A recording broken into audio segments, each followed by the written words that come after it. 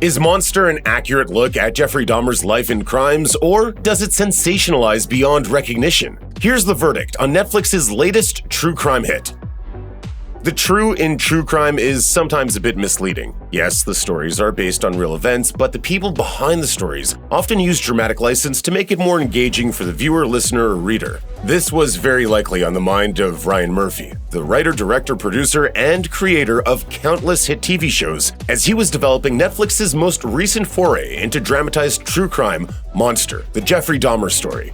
Online buzz around the show is already electric, but viewers may be wondering how much of the story actually happened. Murphy allegedly has a spotty track record regarding accuracy in his projects, many of which skew toward retelling real events. Whether chronicling the court cases of O.J. Simpson, the impeachment of former President Bill Clinton, the feud between Betty Davis and Joan Crawford, or the murder of Gianni Versace, the filmmaker is clearly attracted to real-life events that involved lots of drama. While he definitely sometimes embellishes reality for artistic effect, some have accused him of stretching the truth beyond recognition. According to Rose Law Group, actor Olivia de Havilland filed a lawsuit against FX and Murphy, alleging that her portrayal in Feud tarnished her reputation and put words in her mouth. And the Halston family called the Ewan McGregor-led drama Halston, which chronicled the titular real-life fashion designer, inaccurate and fictionalized in a statement. If Murphy's detractors are to be believed, it may be challenging to take his most recent project at face value. Yet, Decider has fact-checked Monster, and their findings draw a unique conclusion for the true crime genre, proclaiming that it may be one of the most accurate true crime dramatizations brought to television.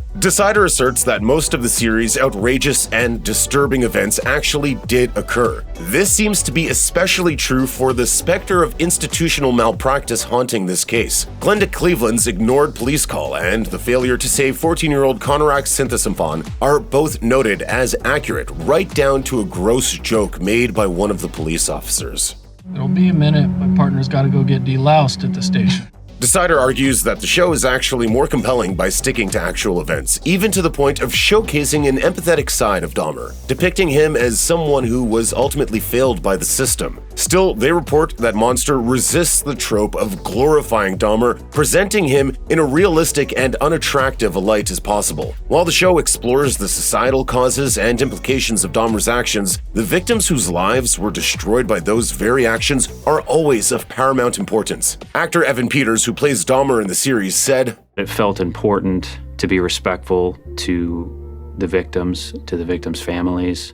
Decider does note some small inaccuracies. The real Dahmer did not drink blood from a bag while working at a plasma center, he consumed it from a vial. Similarly, Dahmer's own killer, Christopher Scarver, is shown to attack fellow inmate Jesse Anderson before going to Dahmer. In reality, Scarver stated that he attacked Dahmer first. Historical accuracy feels especially important when dealing with such a well-known subject as Jeffrey Dahmer. It's all too easy to forget his victims and conjure a distracting image of a cinematic criminal mastermind. But mythologizing Dahmer would be failing to learn the lessons of this horrific story. The most recent film about the killer, My Friend Dahmer, followed the killer's last years in high school and took a deliberately accurate approach as well. The graphic novel the film is based on was autobiographical. Its writer, John Bachdorf, began writing the story of their friendship after news about Dahmer's crimes became public. The idiosyncrasies he and others had seen and brushed off were suddenly missed signals. In a 2012 interview with Publishers Weekly, he said, "It just seems to me that at every crucial point on his march to the edge of the abyss,